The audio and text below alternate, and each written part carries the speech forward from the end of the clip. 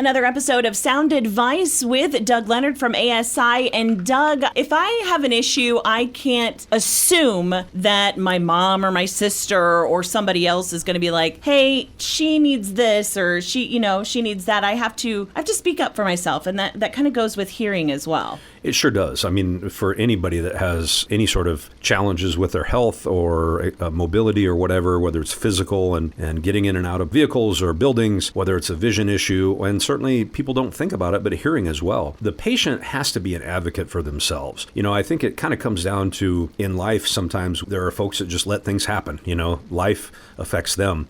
They don't take the bull by the horns and take control of their situation. And I know that's a personality-driven thing. We're not going to get through to everybody. You're not going to make everybody a type A personality. But with hearing loss, you do need to advocate for yourself. And that could be as simple as, in a one-on-one or a small group situation. You can't be afraid to let the people that you're talking to, if they're new folks and they don't know you, you have to be able to be willing to explain to them that you need help. You need to raise your voice a little bit. You maybe need to look at me when you're talking. Maybe we need to mute the television instead of having the TV going full bore and trying to have a conversation. Those are simple things that even in a one-on-one or a small group situation, a person with hearing loss can do.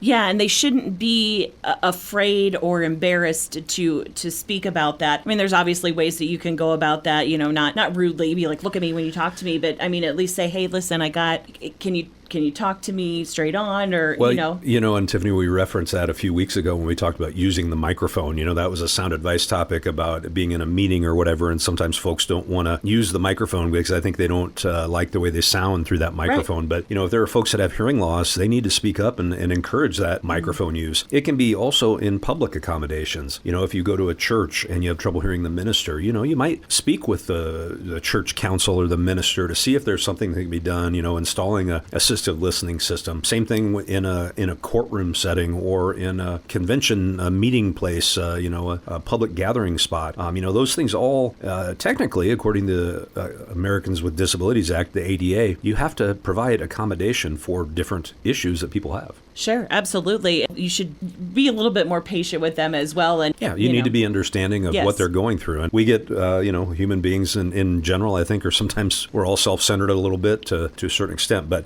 we need to put ourselves in that other person's shoes and understand what they're going through and try to accommodate them as best we can. If you would like to get an appointment with Doug at ASI, you can do that. You can, of course, contact them and information there on Facebook. You can also give them a call too. 792-5933, correct? Yes, ma'am. You've been listening to Sound Advice with Doug Leonard from Audiological Services of Iowa.